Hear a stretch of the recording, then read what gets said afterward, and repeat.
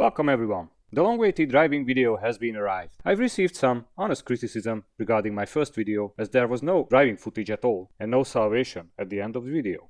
In reality, there was no salvation, if we don't count the first 200 kilometers after the technical inspection. Then the car became hesitant, the turbo couldn't spool up, and the engine couldn't rev up above 4000 RPM. The OBD reader mentioned something about lean fuel mixture and some misfires. I've begun to change parts and sensors one by one, just to see what's causing the trouble. It didn't matter how many parts and sensors I've changed, the problem always reappeared.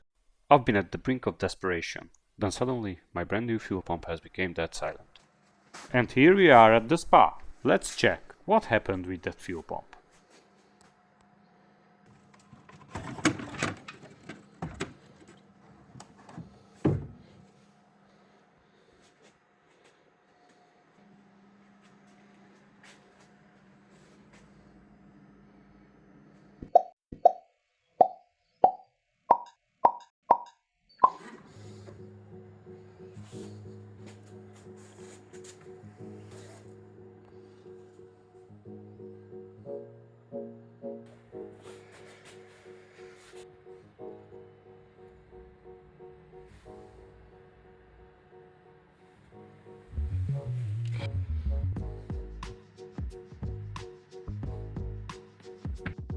There is the 12mm screw, which is a 13.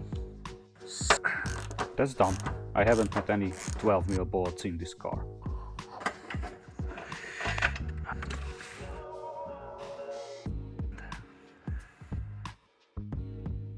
The whole rear carpet is held by plastic clips.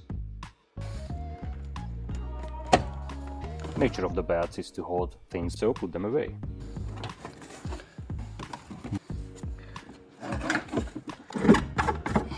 Okay. Don't forget to disconnect the alarm sensor.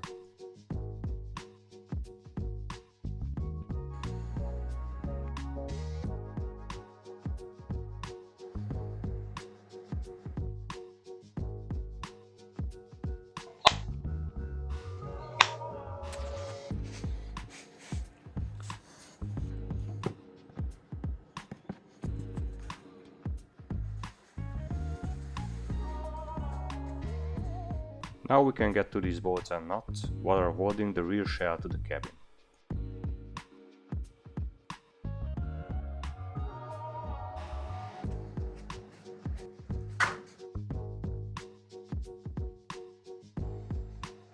Here's the rear carpet from the luggage bay.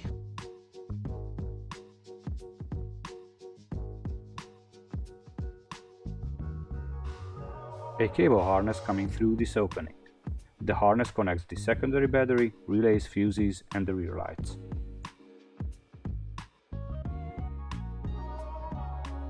Next to the opening, that's the ECU, or ECM in GM's terminology.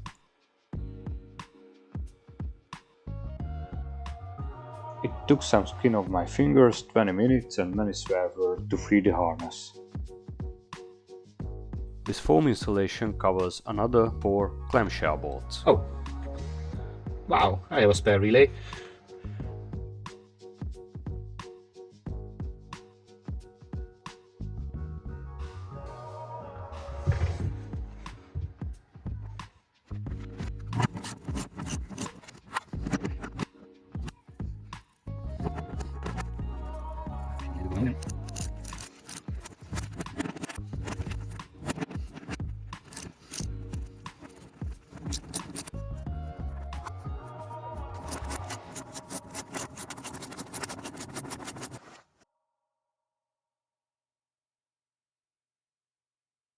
Two more bolts are holding the clamshell behind the turbo ears on each side. What a lovely intercooler is that. After a little wrenching and some effort, the rear shell is finally dismounted. Here are the panels what I had to take off in order to get to the fuel tank and the fuel pump.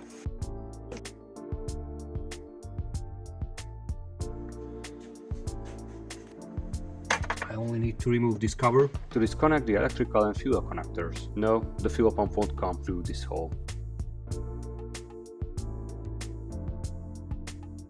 Here's my tank.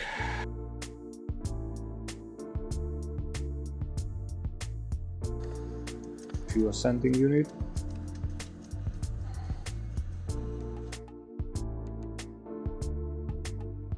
Wow, it's worse than I expected. The whole tank is full with flaking rust.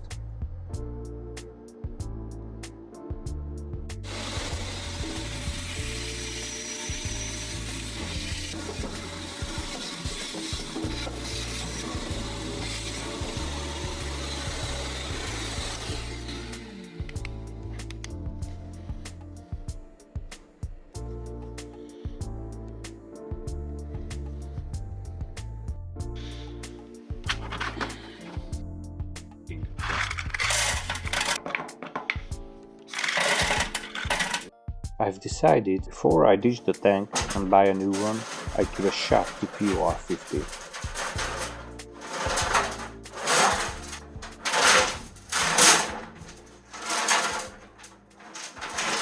So many baffles are in this tank, so... No, not many. Don't forget the nuts and bolts in there. That's better.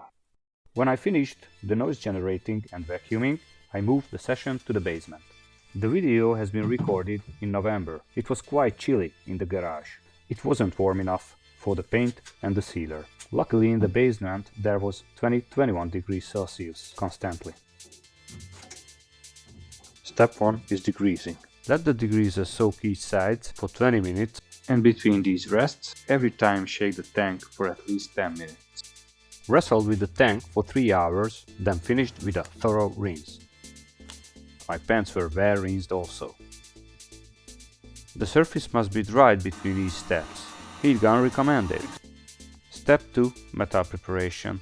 From end user perspective, it's the same procedure like the cleaning. What basically seems like a funny mixture of dancing and workout.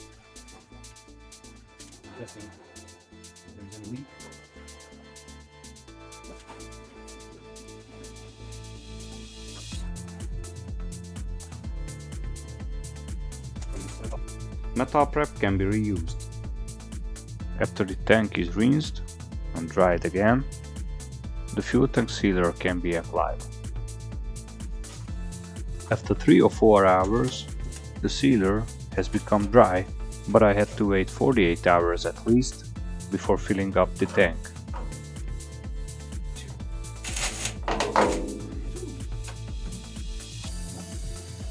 It's time to put back the assembled fuel sending unit with the new high-flow fuel pump. The tank looks much better, at least from inside.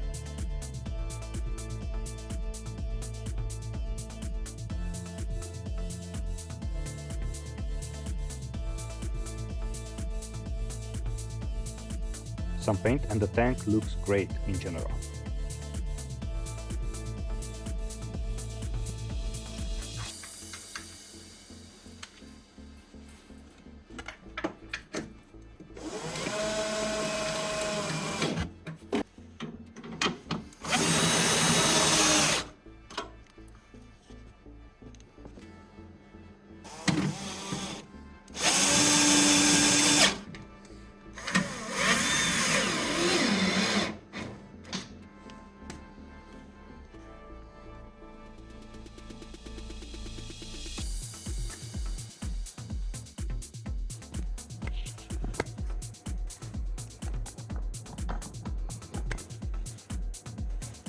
Be careful with the fuel filter.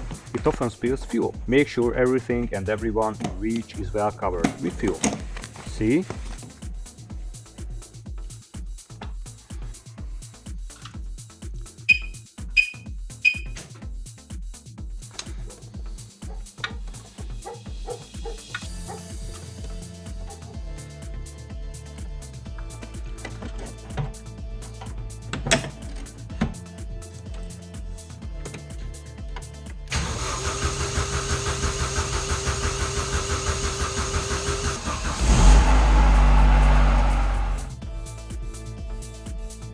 I've put everything back on the car off camera. There is another video on my channel, which fairly covers this topic.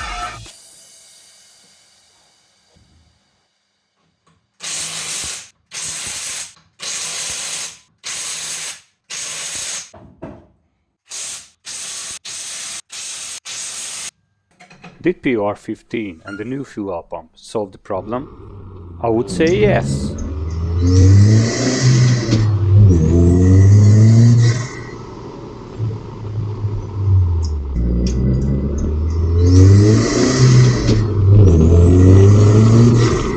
I hope PR15 live up to its good reputation as a long-term solution.